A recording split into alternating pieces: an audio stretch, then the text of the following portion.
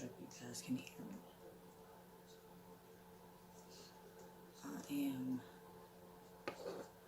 I know I said I was going to do the pants off video. And I'm still going to. But it's going to be hard. For quite a few reasons.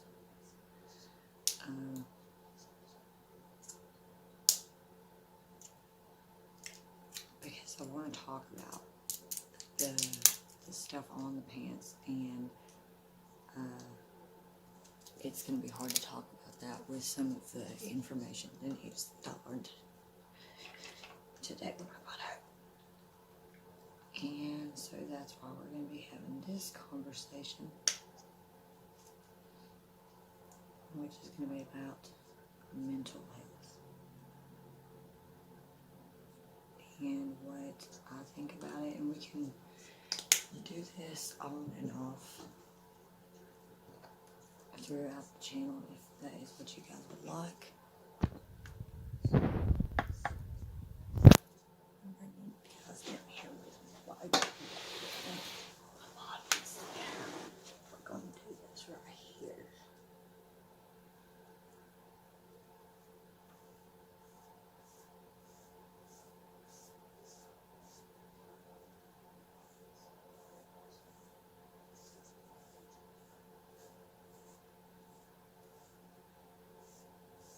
I hope this hasn't been finished. I did not want you to see.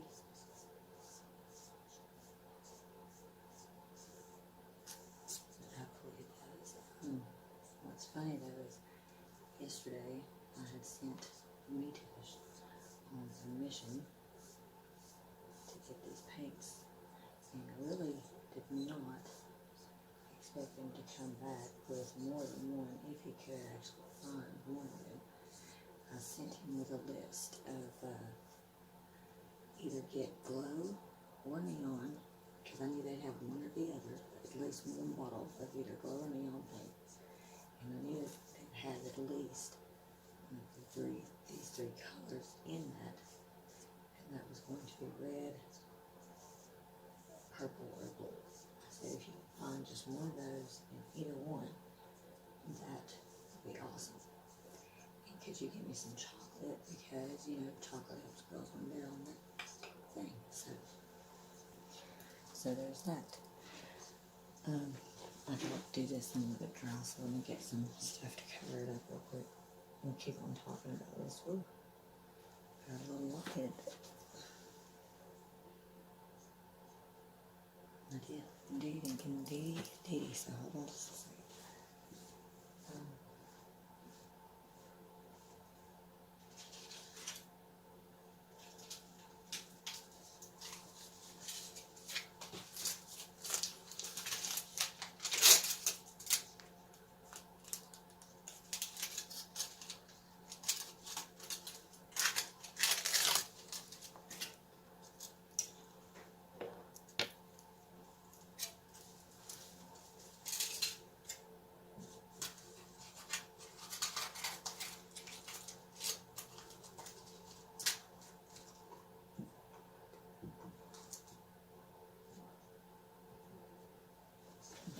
So, water dries.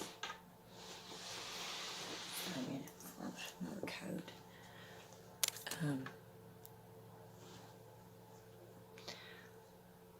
I'm struggling, guys. And I want to be honest with you guys. I want to let you know, what's going on with your girl, and try to stay in touch with you as often as possible, and check on you guys too. Mental health is hard, especially if you have it. If you have a loved one that struggles with it and you're not able to fully understand it, it's really hard, I can imagine.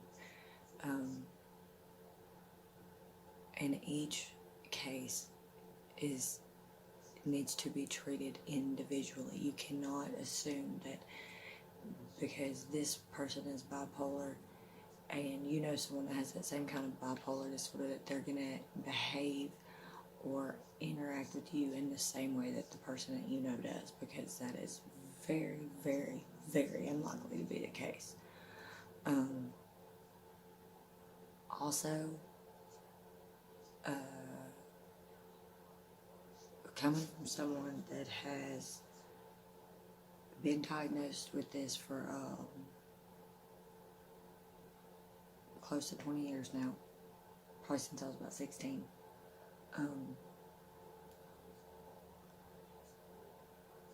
I've been on my medication, I've been off medication, I've been on all kinds of medication, from lithium, Depakote,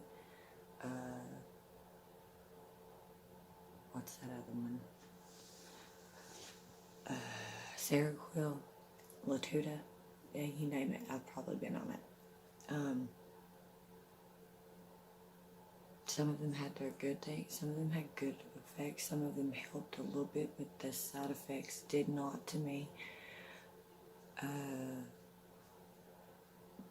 outweigh, or, the side effects outweighed the benefits. Like, they were too much. I couldn't function on the medication.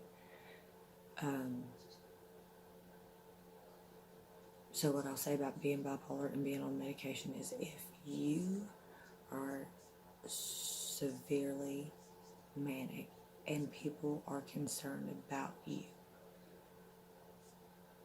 at least try to listen to them. Because I know that this is something that's hard for people because they're stubborn when they have this as well. And they have their own sort of beliefs about what's going on in their head.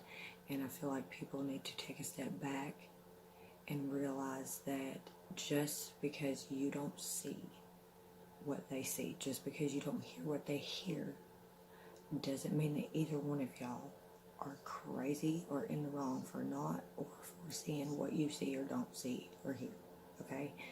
It just means that you guys see and hear on different fucking spectrums, okay? And frequencies. That being said, I do understand that there are a broad variety of different illnesses with different characteristics that factor into them, such as schizophrenia, typhoid or whatever, borderline personality disorder, things like that.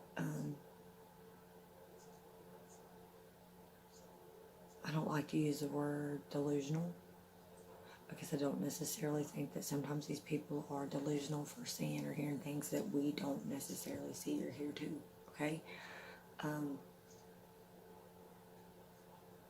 Being someone who is of sound mind and body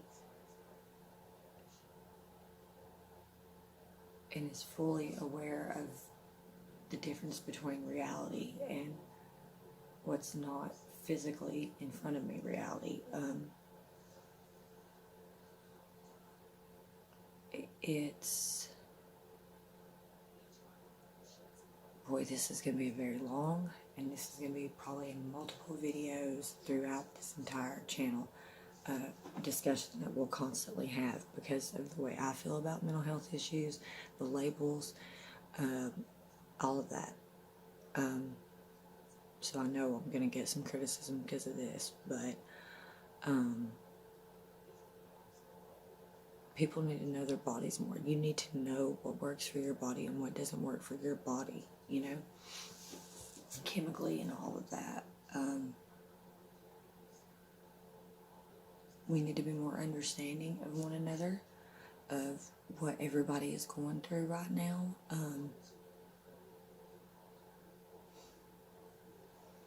I didn't sleep last night. I didn't sleep at all last night. I was recently, like, when I met Mitesh,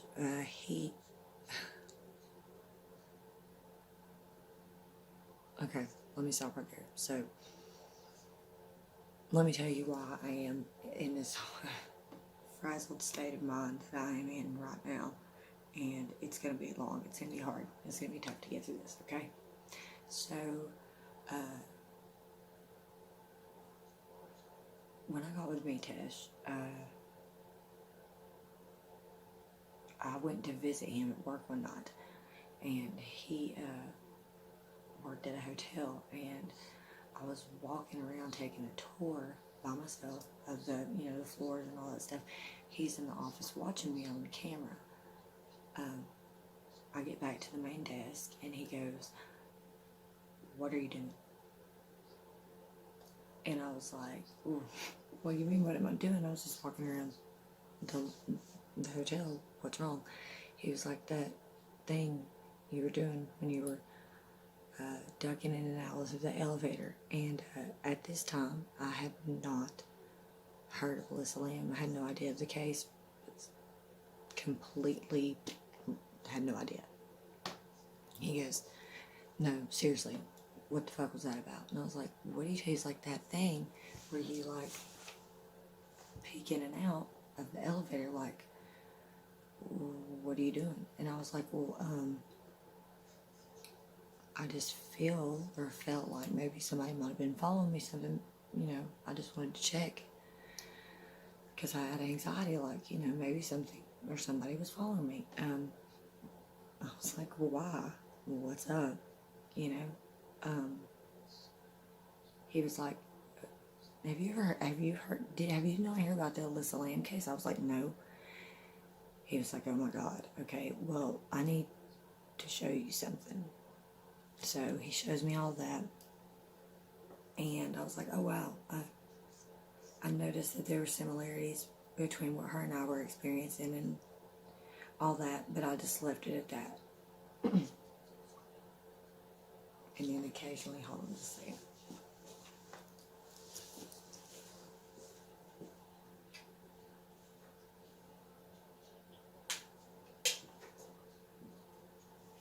I would occasionally then have like I'd watch an episode of like that chapter or Stephanie Harlow, and then John Lorden. I had no idea that John Lorden had covered so much of it for so long. And so this weekend I finally was able to sit down and binge watch the whole Vanishing at the Cecil.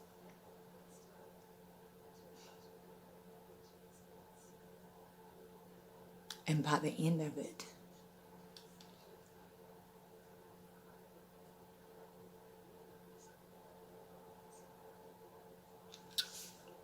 I could literally relate to everything that she was writing and where she wanted to go in life. And even what she probably was doing up there that night. And it bothered me because I thought those thoughts lately, I'm not gonna lie to you guys, I've had some really dark thoughts, and it's hard. That's why I talk to you guys so much. I make so many videos, some that you don't even see. I just talk just to get rid of it, just to get it out. But I didn't sleep, and I couldn't sleep. I can't sleep no matter how hard I try. Last night, something just kept bothering me, and I was like, okay, I'm gonna get up. I'm gonna watch Steve. There's gonna be a new day of Paulides because Dave hadn't been on all week, and I was like, my way of joking with that was like, Dave better have one out this morning, or I'm gonna be really upset.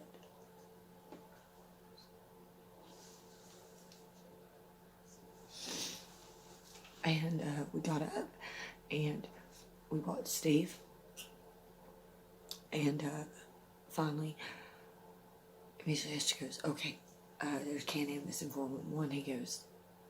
He puts it on, and we start reading the title.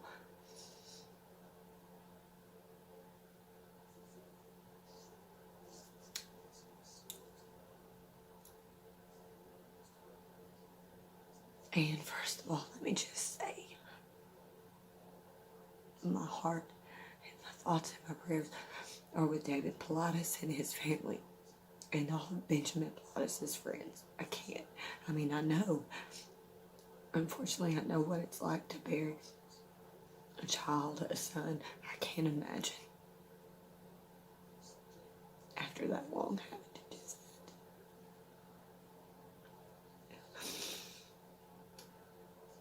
So we're sitting there, and it's really hard for me to get through that for PTSD reasons and stuff, but I still wanted to watch it because Dave is so strong, and I feel heartbreak for him. So Dave's talking about his spiritual journey with Benjamin, which is his son, over the last couple of years, and it was through Krishna and Hinduism, and he brings out the Bhagavad Gita, which is a book that I had gifted Holly over the summer.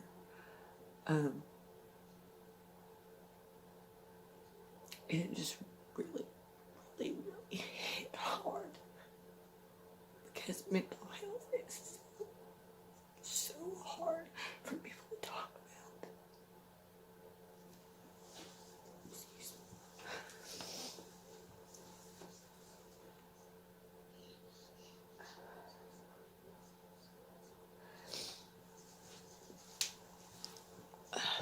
So,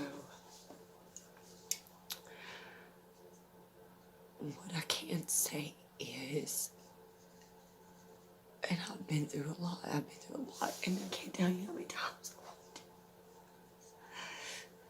And I can't even imagine what Benjamin must have been going through. He must have been hurt so bad.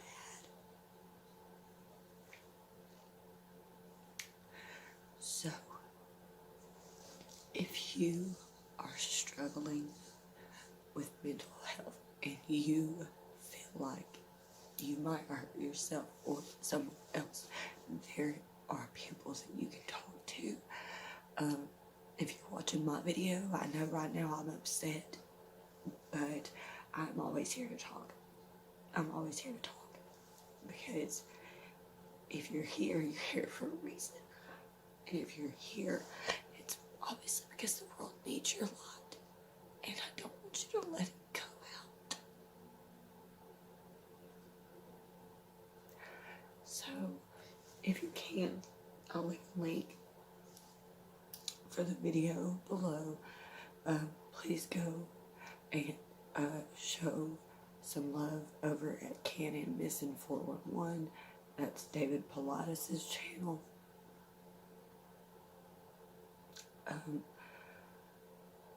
And understand that because this has a lot of aspects that hit close to home for me, this has been a very difficult thing for me to process as well. Even though I don't personally know David, I haven't met him in person. I've communicated with him as well as Steve.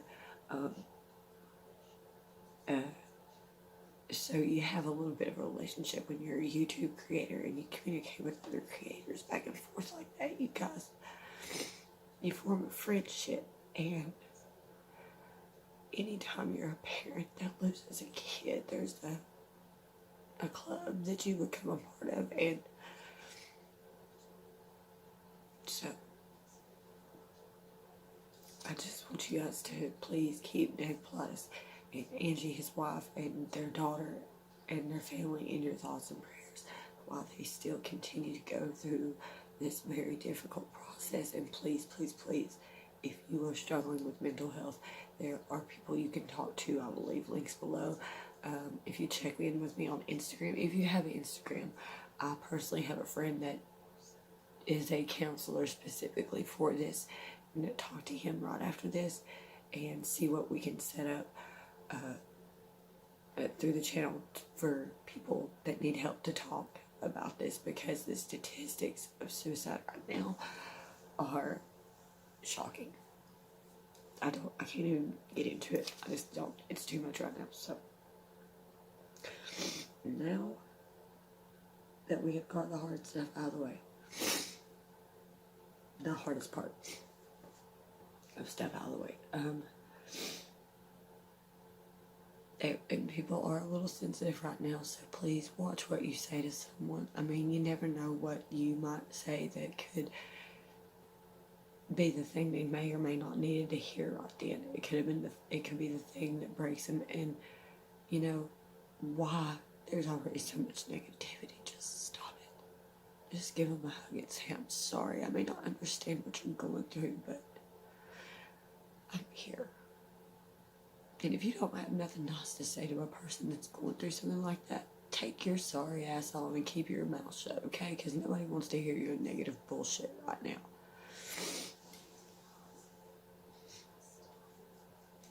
Okay? Now, enough of the tears. If y'all saw Daisy's stream, then you know that I am one of those. Now you know I am one of those people that are really struggling. But I have her, I have you guys, I have friends, and I have very many of them in my personal life here. But that's for a reason too. But seriously, I'm here if you guys need to talk. I'm here. I'll leave my links in the description. I try so hard to remember to leave all of them, so that you can reach me in any way you need to. So I sincerely appreciate you guys, each and every single one of you, every single subscriber that watches, that comments, that thumbs up, thumbs down. It doesn't even matter whether you watch a minute or the whole video, just that you care enough to even watch a second of it matters so much to me. And if it makes a difference in your day, and it makes a positive difference in your day or in your life, then my goal is accomplished for the day, and you are helping me continue to push further and not let my light go out. So I love you guys. I appreciate you more than you could ever know.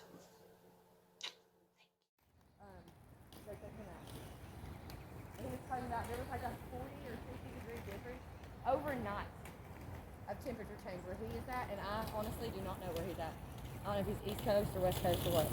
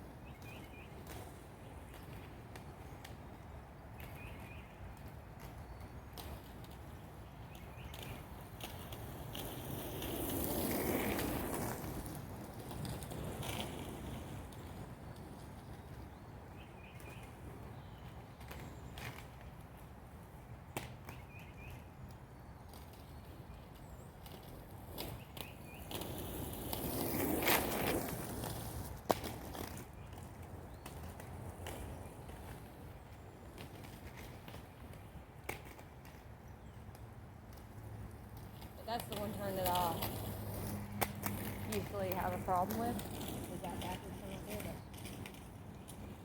But not too bad. I think what it is because I messed up my knee a couple years ago, my left knee. So I think that's what makes it a little bit. Yeah.